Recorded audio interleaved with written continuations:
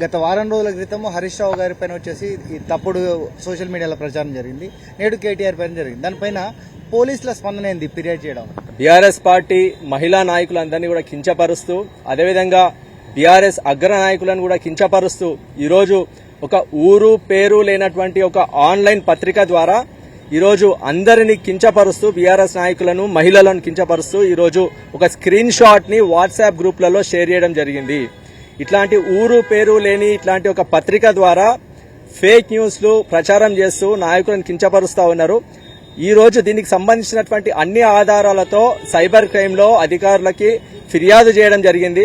గతంలో కూడా ఇదే ఆన్లైన్ పత్రికపై బీఆర్ఎస్ పార్టీకి చెందినటువంటి ఎమ్మెల్యేలు, ఎమ్మెల్సీలు, ఇతర సీనియర్ నాయకులు ఎన్నోసార్లు ఫిర్యాదు చేసినా కూడా ఇప్పటి వరకు ఈ ఆన్లైన్ పేపర్ ఎక్కడి నుండి ఆపరేట్ చేయబడతా ఉన్నది, ఏ పార్టీకి చెందిన వాళ్ళు దీని వెనకాల ఉన్నారనేది ఇప్పటి వరకు పోలీసులు తేల్చకపోవడం అనేది తీవ్రంగా మేము దీని మీద ఖండిస్తా ఉన్నాము.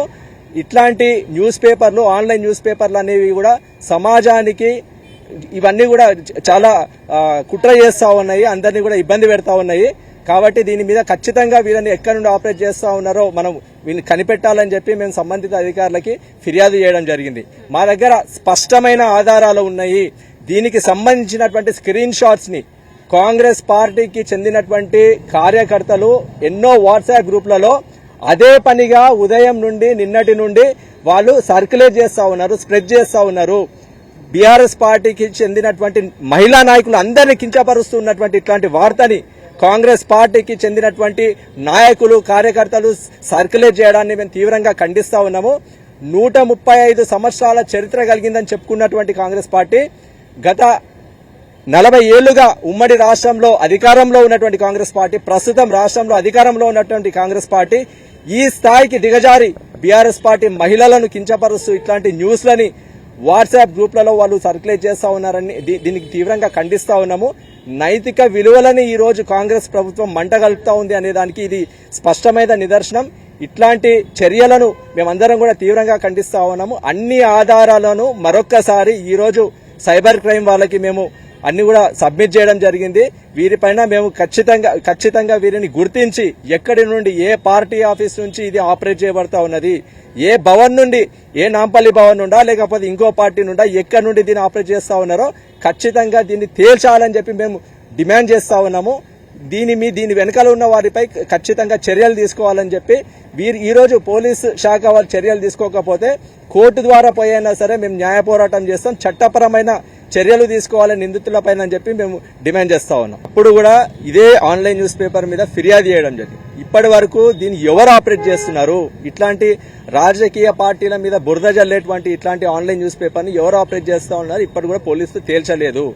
అదే పనిగా కాంగ్రెస్ పార్టీకి చెందినటువంటి నాయకులు, కార్యకర్తలు వాళ్ళకి ఏదో టాస్క్ ఎవరో అప్పచెప్పినట్టుగా అన్ని వాట్సాప్ గ్రూప్లలో ఈ స్క్రీన్ షాట్ షేర్ చేసి ఇట్లాంటి ఫాల్స్ న్యూస్ ని, ప్రొపగాండాని వాళ్ళు ఎప్పటికప్పుడు షేర్ చేస్తా ఉన్నారు. ఇది ఒక అధికారంలో ఉన్నటువంటి పార్టీ.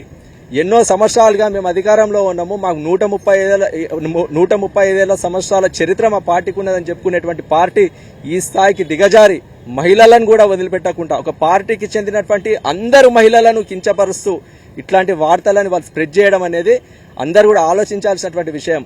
ఈ రోజు ఈ పార్టీలో, ఈ రోజు రాష్ట్రంలో ఉన్నటువంటి ఈ అధికార పార్టీ పోలీస్ శాఖను కూడా నియంత్రిస్తా ఉందనే చెప్పడానికి ఇది స్పష్టమైన నిదర్శనం. గతంలో ఎన్నిసార్లు కంప్లైంట్ చేసినా కూడా దీని మీద ఎవరు దీని వెనుక ఉన్నారని వాళ్ళు కనిపెట్టలేకపోతా ఉన్నారు. వాళ్ళకి ఖచ్చితంగా ఎంకరేజ్మెంట్ అవుతా ఉన్నది. వారు మరింత దిగజారి ఈ రోజు మహిళల మీద కూడా కించపరుస్తూ ఈ రోజు ఈ స్థాయికి వాళ్ళు వార్తలు సృష్టిస్తా ఉన్నారు. కాబట్టి దీన్ని ఖచ్చితంగా మేము దీని మీద ఖచ్చితమైన న్యాయ పోరాటం చేస్తాం, చట్టపరమైన చర్యలు తీసుకోవాలని గట్టిగా డిమాండ్ చేస్తాం. స్వయంగా ఇది సీఎం రేవంత్ రెడ్డి చెప్తున్నాడు, సోషల్ మీడియాలో ఎవరైనా తప్పుడు ప్రచారాలు చేస్తే వాళ్ళపైన కేసులు పెట్టాలంటున్నారు. కానీ ఒక పార్టీకి సంబంధించిన వాళ్ళేమో తప్పుడు ప్రచారాలను కేసులు పెడుతున్నారు, మరోవైపు వేరే పార్టీలోకి వచ్చేసేమో కేసులు నమోదు కావట్లేదు. దీనిపైన అసలు అంటే మీ అభిప్రాయం ఏంటి? న్యాయం అనేది తెలంగాణ రాష్ట్రంలో ఎట్లున్నదంటే వాళ్ళకొక నీతి, ఇంకొకళ్ళకొక నీతి అనే విధంగా ఉన్నది. కాంగ్రెస్ పార్టీ వాళ్ళు ఎవరి మీద కేసులు పెట్టినా కూడా వాళ్ళ మీద వాళ్ళ కేసులను తీసుకుంటున్నారు, వాళ్ళను పోలీస్ స్టేషన్ స్టేషన్ల చుట్టూ తిప్పించుకుంటున్నారు, వాళ్లను ఎన్నో రకాలుగా ఇబ్బందులు పెడుతున్నారు. ఇంటికి పోయి మరి పోలీసులు భార్యల మీద తల్లి మీద బిడ్డల మీద కూడా ఇంటికి కూడా నోటీసు అంటించడం జరుగుతుంది. మనందరం చూస్తూనే ఉన్నాము. ఈ తెలంగాణ రాష్ట్రంలో ఏం జరుగుతుంది అనంటే ఫేక్ న్యూసే ప్రాపగండాలు చేసుకుంటా ఏదైతే రేవంత్ రెడ్డి వర్యులు చెప్తున్నారో తెలంగాణ రాష్ట్ర ప్రజలందరూ రేవంత్ రెడ్డి పేరును మర్చిపోయారు. ఆ రేవంత్ రెడ్డి పేరును మర్చిపోయినందుకు ఊరు పేరు తెలువని కరపత్రికలను ప్రచురితం చేసుకుంటా తెలంగాణ రాష్ట్ర వ్యాప్తంగా ఉన్న బీఆర్ఎస్ పార్టీ సీనియర్ నాయకులనే టార్గెట్ చేసుకుంటా పార్టీకి ఎవరైతే వెన్ను దన్నుగా పని చేస్తున్నారో వాళ్ళని టార్గెట్ చేసుకుంటా వాళ్ళు పని చెయ్యొద్దు అనే ఉద్దేశంతో వాళ్ళ మీద ఫేక్ ప్రచారాలు చేస్తున్నారు. అయ్యా, ఇప్పటికైనా బుద్ధి తెచ్చుకోవాలి. మీరెన్ని ఫేక్ ప్రచారాలు చేసినా ఎన్ని చేసినా కూడా బీఆర్ఎస్ పార్టీకి తెలంగాణ తెచ్చిన పేరున్నది. ఆ తెలంగాణ తెచ్చిన నాయకుడికి బీఆర్ఎస్ పార్టీకి తెలంగాణ ప్రజలందరూ వెన్ను దన్నుగా ఉంటారు. మేము ఇళ్లలా మా కాపురాలను వదిలేసుకొని బయటికి వచ్చి కేసీఆర్ గారి మీద ఉన్న అభిమానంతో మేము పనులు చేస్తుంటే ఏమని ప్రాపగాండాలు చేస్తున్నారంటే పైసలు ఇస్తే వాళ్ళందరూ వచ్చి పని చేస్తున్నారు, అది ఇదని చెప్తున్నారు. ఇవన్నీ ఫేక్ ప్రాపగాండాలు. ఎందుకంటే దీంట్లో లొల్లీలు పెట్టాలి. ఒకళ్ళు పైసలు వస్తున్నాయి, ఇంకోళ్ళ పైసలు రాలేదు అనే ముచ్చటం తీసుకురావాలి. ఎట్లున్నా బీఆర్ఎస్ పార్టీ వాళ్ళను ఏదో ఒక విధంగా మానసిక క్షోభకు గురి చేయాలి, వ్యక్తిత్వ హననం చేయాలి, వ్యక్తిగతంగా విమర్శించాలి.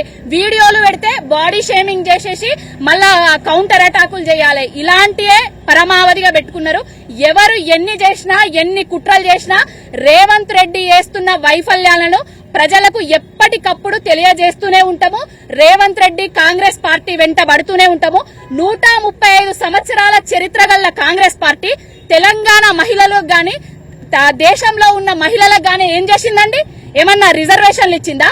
33% రిజర్వేషన్ల కోసం మేము కొట్లాడుతుంటే మాకు రావాలి, మేము ఎమ్మెల్యేలు కావాలి, మేము ఎంపీలు కావాలని మేము కొట్లాడుతుంటే ఎవరైతే మహిళలు ముందటికి వస్తున్నారో ఆ మహిళలందరి మీద వ్యక్తిత్వ హననం చేసుకుంటా వాళ్ళ బాడీ షేమింగ్ చేసుకుంటా రాజకీయాలకే రావద్దు, వంటింటి కుందేళ్లక్కనే ఉండాలి మహిళలు అనేది చేస్తున్నారు కాంగ్రెస్ పార్టీ వాళ్ళు. కాంగ్రెస్ ఇప్పటికైనా బుద్ధి తెచ్చుకొని ఎవరైతే ఇదేదో ఊరు పేరు తెలియని కరపత్రిక ఉన్నదో అది ఇప్పటికైనా పోలీసులు కనిపెట్టి మాకు కొంచెం భద్రత కల్పించాలి. పోలీసులు ఇవాళ కూడా ఓవర్ యాక్షన్ చేసిండ్రండి. మేము ఇక్కడికి వచ్చినాము, వస్తే మా కంప్లైంట్స్ ని తీసుకోమని చెప్పేసి మాతోటే వాగ్వివాదానికి దిగిండ్రు. మా అడ్వకేట్ వస్తే మా అడ్వకేట్ సాక్షిగా మీరు హైకోర్టుకు పోండి, సుప్రీంకోర్టుకు పోండి, ఎక్కడికన్నా పోండి, మేము కంప్లైంట్స్ తీసుకోమనేసి మమ్మల్ని అర్ధగంట సేపు అక్కడనే నిలబెట్టిండ్రు. తర్వాత మెల్లమెల్లగా మేము మాట్లాడిన తర్వాత మేము ఫైట్ చేసిన తర్వాత కంప్లైంట్స్ తీసుకున్నారు. అయ్యా, మీరు ఒక న్యాయం నాకొక న్యాయం కాదు. దేశంలో ఉన్న ప్రతి పౌరుడికి ప్రశ్నించే హక్కు ఉంటది, న్యాయం అనేది ప్రతి ఒక్కరికి ఉంటది. ఇప్పటికైనా ఈ బుద్ధిని మానుకొని కాంగ్రెస్ ప్రజల మీద పరిపాలన మీద దృష్టి పెట్టాలి అని కోరుకుంటాను. సోషల్ మీడియా వేదికగా వచ్చేసి అంటే కుటుంబ సభ్యులని టార్గెట్ చేసుకుంటూ పోస్టులు చేస్తున్నారు. దానిని అంటే దీనిపైన అంటే ఎలాంటి చట్టాలు వర్తిస్తాయి వీటికి? క్లియర్ గా ఇన్ఫర్మేషన్ టెక్నాలజీ యాక్ట్ అనేది క్లియర్ గా మన దగ్గర ఉన్నదండి. అదే ఫ్రీడమ్ ఆఫ్ స్పీచ్ కూడా అంటే భావ ప్రకటన స్వేచ్ఛ ఉన్నది, కానీ అది ఇంకొక భావాన్ని కావచ్చు, ఇంకొకరి యొక్క వ్యక్తిగత హననం చేసే రైట్ చట్టం అనేది కల్పించలేదు. ఈ విధంగా ఇక్కడ తెలంగాణ స్క్రైబ్ అనే పత్రిక మనం చూస్తున్నాం. ఒకరోజు హరీష్ రావు గారి మీద, అదేవిధంగా కేటీఆర్ గారి మీద, అదేవిధంగా కొంతమంది బీఆర్ఎస్ పార్టీకి సంబంధించిన బడా నాయకుల మీద తప్పుడు ప్రచారం చేయడం జరుగుతుంది. ఆ పత్రిక మీద చట్ట ప్రకారంగా మాత్రం మీరు చర్య తీసుకోమని ఈరోజు కమిషన్ ఆఫ్ సైబర్ క్రైమ్స్ కి మేము కంప్లైంట్ చేయడం జరిగింది. దాని మీద వాళ్ళు లీగల్ ఒపీనియన్ తీసుకుని ఎఫ్ఐఆర్ చేస్తామని చెప్పడం జరిగిందండి. ఈరోజు అంటే ఇప్పుడు ఇచ్చిన పీరియడ్ మీద ఏమైనా కేసు నమోదైనదా? ఇప్పుడు మాకు రిసీవ్ ఇవ్వడం జరిగిందండి ఏసీపీ గారు. దీని మీద ఈ రోజు లీగల్ ఒపీనియన్ తీసుకుని రేపు కానీ ఎల్లుండి కానీ ఎఫ్ఐఆర్ చేసే అవకాశం ఉందని చెప్పడం జరిగింది. సోషల్ మీడియాలో దాదాపు యువతులందరూ కూడా టార్గెట్ గా అంటూ ప్రశ్నిస్తున్నారు, ప్రభుత్వాన్ని ప్రశ్నిస్తున్నారు. వాళ్ళపైన కేసులు అవుతుంది. దానిపైన వచ్చేసి మీ స్పందన ఏంటి? ఫ్రీడమ్ ఆఫ్ స్పీచ్ ని కరెక్ట్ గా వాడతా ప్రభుత్వ వైఫల్యాలని చెయ్యెత్తి చూపిస్తుంటే మీరు దానికి మాత్రం వచ్చి బీఆర్ఎస్ యూత్ మీద మీరు కేసేస్తున్నారు. కానీ మీరు నిజంగా చేస్తున్న ఫేక్ ప్రొపగండా ఇది మొదటిసారి కాదు. కేటీఆర్ గారి మీద రకుల్ ప్రీత్ అని చెప్పి, కొండా సురేఖ గారు ఇంత పబ్లిక్ గా సమాంత కేసు మీద అని చెప్పి ప్రతి ఒక్క మీ సీనియర్ నాయకులే ఇన్నిగానం ప్రొపగండాలు మీరు చేస్తున్నప్పుడు మీ మీద ఏం కేసు కావద్దు, మీరు మాత్రం కేసు తీసుకోవద్దు. కానీ మేము న్యాయంగా కాంగ్రెస్ ప్రభుత్వం చేస్తున్న వైఫల్యాల గురించి మాట్లాడుతుంటే మీ సీఎం రేవంత్ రెడ్డియే చెప్తుంటే నేను చేతగాని వాడిని, నాకు ప్రభుత్వం నడపడానికి వస్తలేదు అని చెప్పి మీరే చెప్తుంటే, నీకు నిజంగానే నడపొస్తలేదు కదా, నువ్వు దిగిపో అన్న దాని మీద మీరు మా మీద కేసులు వేస్తున్నారు తప్పితే మేము ఇంకెన్ని వేయాలి? ఎన్ని రోజులు ఈ దౌర్జన్యం? కాంగ్రెస్ ప్రభుత్వం వచ్చే ముందు ఏం చెప్పింది? మేము అసలు మీరు బీఆర్ఎస్ ప్రభుత్వం జర్నలిస్టులను తొక్కేస్తుంది, ఫ్రీడమ్ ఆఫ్ స్పీచ్ లేదు అని చెప్పింది. మీరేం చేస్తున్నారు? ఈ ప్రాపగండా ఏంది? అసలు కాంగ్రెస్ పార్టీ వచ్చిందే ఈ అధికారంలోకి it is only because of propaganda, fake ప్రచారం, అబద్దాలు, మోసాలు. మీ పార్టీయే అది. మీరు ఎంత మమ్మల్ని వెనుకకి నెట్టినా మేము ఆగము. మా పార్టీలో మహిళలపై ఇప్పుడు మీరు ఈరోజు నా మీద కూడా ముందు కాంగ్రెస్ కోఆర్డినేటర్ వంశీ అని చెప్పి ఎన్నో చాలా గలీజ్గా పోస్టులు పెట్టడం జరిగింది. ఆ విషయంపై కూడా వచ్చి నేను కంప్లైంట్ ఇచ్చి 5 నెలలైంది. ఇప్పటి వరకు చర్యలు తీసుకుంది లేదు. అదే మా పార్టీ నాయకులకు, మా పార్టీ కార్యకర్తలకు కరెక్ట్ మనకు దసరా వస్తుంటే, సంక్రాంతి వస్తుంటే, 4-5 రోజులు సెలవులు వస్తుంటే తీసుకొని వెళ్ళిపోతున్నారు. So this is not right. అందుకోసం అని చెప్పి మేము కంప్లైంట్ ఇచ్చినాము. మీరు చర్యలు తీసుకోవాలని చెప్పి మేము అడుగుతున్నాం. సార్ చెప్పండి, దీనిపైన వచ్చేసి అంటే ఇప్పుడు పోలీసులు వచ్చేసి ఏ విధంగా రియాక్ట్ అయ్యారు? ఈ రోజు ఒక విచిత్రమైన పరిస్థితి. ఈ రోజు పోలీస్ స్టేషన్ కి మేము వస్తే ఒక విచిత్రమైన పరిస్థితి అంటే కంప్లైంట్ ఇవ్వడానికి ఇబ్బందులు పడ్డాం, గేట్ల నుంచి గేట్ దాటుకో ముందుకు పోవడానికి ఇబ్బంది పడ్డాం. పోయిన తర్వాత కంప్లైంట్ తీసుకోవడానికి సీఐని చేసి దాకా వెయిట్ చేయించి తీసుకున్న తర్వాత ఇంకొక విషయం ఏంటంటే పోయి అక్కడ పోయిన తర్వాత ఫస్ట్ ఆ పేపర్లో వచ్చిన దాన్ని ఫస్ట్ వాళ్ళు తెలుసుకోమని చెప్పి రిక్వెస్ట్ చేయడం, ఆ తర్వాత మీరు చర్యలు తీసుకోవాలని చేయడం. నేను ఒక మీ ద్వారా నేను ఒక రిక్వెస్ట్ చేస్తా ఉన్నాను మీడియాకు కూడా, ఎట్లాంటి పత్రికల మీద ఖచ్చితంగా ప్రెస్ అకాడమీ కూడా మేము కంప్లైంట్ ఇస్తాం. రేపు ఉమెన్స్ కమిషన్ కూడా ఖచ్చితంగా కంప్లైంట్ ఇస్తాం. మీ జర్నలిజంలో కూడా, మీ యూనియన్లో కూడా ఇట్లాంటి పేపర్లు ఇట్లాంటి విషయాలు ఖచ్చితంగా వీటిని రెక్టిఫై చేయాల్సిన అవసరం ఉంది. దానికి మేము స్పెషల్ రిక్వెస్ట్ కూడా చేస్తాం ప్రెస్ అకాడమీ వాళ్ళకు కూడా. ఇట్లాంటి పరిస్థితుల్లో మహిళలను గౌరవించకుండా దేశవ్యాప్తంగా మహిళా రాజకీయాలు రావాలి, యువత రాజకీయాలు రావాలని చెప్పి ఒక దృఢ సంకల్పంతో ముందుకు పోతున్నటువంటి యువతని ఈ రోజు తెలంగాణ రాష్ట్రంలో తొక్కుకుంటా పోతా ఉన్నటువంటి ఈ ప్రభుత్వం ఖచ్చితంగా రాబోయే రోజుల్లో బుద్ధి చెప్తారు. ప్రజలంతా కూడా మహిళలు చాలా సన్నద్ధంగా ఉన్నారు. ఖచ్చితంగా ఆ బుద్ధి చెప్పే రోజులు దగ్గరలో ఉన్నాయి. అంటే ప్రభుత్వానికి సంబంధించిన అంటే ప్రభుత్వము ఏదైతే ఎలక్షన్లలో హామీలు ఇచ్చేసి తప్పుడు హామీలు ఇచ్చేసి ప్రభుత్వాన్ని ఏర్పాటు చేసిందని వాటిని ప్రశ్నించిన వాళ్ళు ఎవరైతే ఉన్నారో సోషల్ మీడియాలో బీఆర్ఎస్ పార్టీ తరఫున ఎవరైతే యాక్టివ్గా ఉండేసి ఎవరైతే ప్రశ్నిస్తున్నారో వాళ్ళనే టార్గెట్ చేసుకుంటూ కొన్ని కాంగ్రెస్ సంబంధించిన ఫేక్ హ్యాండిల్స్లో వచ్చేసి వ్యక్తిగతంగా కావచ్చు కుటుంబ సభ్యులను కూడా అంటే వ్యక్తిగతంగా కూడా దూషించుకున్న చేస్తున్నారని చెప్పేసి బీఆర్ఎస్ పార్టీకి సంబంధించిన సోషల్ మీడియా విభాగం వాళ్ళతో పాటుగా వచ్చేసి మాజీ చైర్మన్ పాటమి జగన్తో పాటుగా పావని గౌడ్ తదితరులు వచ్చేసి కూడా ఇక్కడ ఫిర్యాదు చేసే సందర్భాలు కూడా కనబడుతున్నాయి. Over to studio.